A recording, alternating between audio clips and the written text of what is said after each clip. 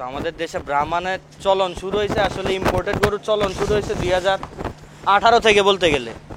তো তখন আসলে মানুষজন এনে এনে গরু আনতো ঠিকই, কিন্তু কোরবানি বিক্রি করে ফেলতো। তো আমাদের দেশের লাভটা হইলো কই? আমি যদি একটা গরু ভালো গরু আনছি, আমি কোরবানি বেচে ফেললাম, আমার লাভটা হইলো কই? ওই গরু তো মাংস ইউটিলাইজ হইলো।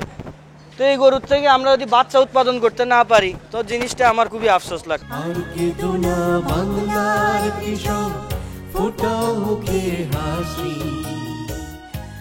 আসসালামু আলাইকুম, এগ্রিকালচার নিউজ চ্যানেলের পক্ষ থেকে স্বাগত জানাচ্ছি। আমি ডক্টর বায়েজিদ মোড়ল। বন্ধুরা, আজকে আমি এসেছি চট্টগ্রামের সারাগ্রোতে। দেখতে পাচ্ছেন আমার পাশে দাঁড়িয়ে আছেন আলিফ ভাই। আলিফ ভাই, এই গরুটার পরিচয় জানতে চাই। ভাই পরিচয় তো জানেনি আমার মতে, এটা বিফ মাস্টার জাতের গরু, বাংলাদেশে একটাই আছে। এইটা আমার কাছে আজকে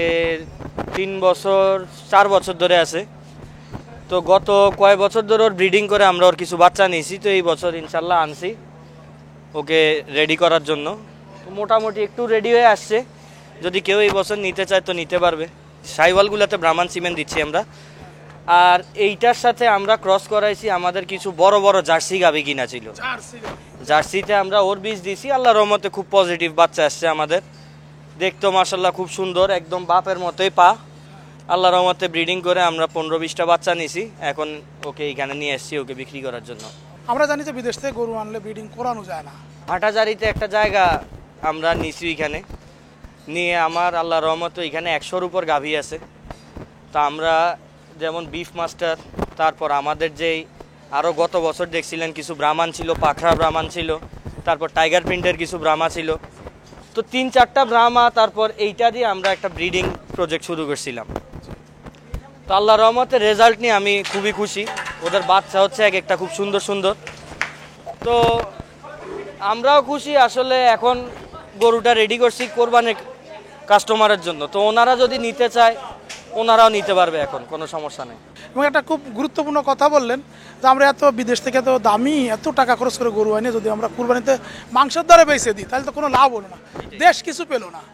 এখন এই গরুটা যদি এবছর কুরবানিতে বিক্রি করতে চান, কেমন দাম আশা করছেন? ভাইয়া দাম তো চাইতে অনেক চাওয়া যায় আমার এইখানে। এখন আমি বলতে পারি এই গরু এক পিসই আছে, আমি 50 লাখ, 60 লাখ, 70 লাখ, 1 কোটি, 1.5 কোটি দাম চাইতে পারি, কিন্তু ওরকম দাম চেয়ে কী লাভ?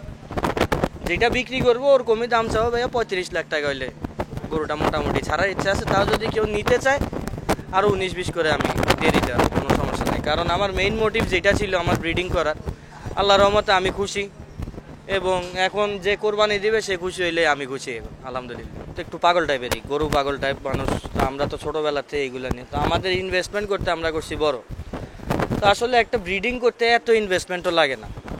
আপনি যে কোনো হাট বাজারে যান, আপনি 2-4টা ভালো গাভী এমনিতেই পাবেন। আপনার তো দুধ লাগতেছে না, আপনার এরকম একটা ষাঁড়ের বাচ্চা যদি আপনি উৎপাদন করেন, তো পেটের পরার পর থেকে তো গরুর বাচ্চার দাম আছে 5-5.5 লাখ, 6 লাখ টাকা। তো এত 50-100 লাগবে না, আপনি 2-4-5টা গাভীতে ব্রিডিং করান। আপনার ভালো ষাঁড় যেহেতু আছে, ব্রিডিং করাইলেই তো 2-4-5টা বাচ্চা বাড়াইলে তো আপনারই লাভ। পুরা পাটা দেখেন, এক একটা পা মনে হচ্ছে এক এক পিলার। আল্লাহর রহমতে আছে, করার চেষ্টা করছি। কতটুকু সাকসেসফুল হয়েছি এটা ফিউচারে আরো 2-4 বছর পর গেলে বোঝা যাবে যে বাচ্চাগুলা কতটুকু আসছে। আর কেঁদো না বাংলার কৃষক, ফোটাও মুখে হাসি, তোমরা দেশের আশ্রয় নায়ক, বলবে বিশ্ববাসী।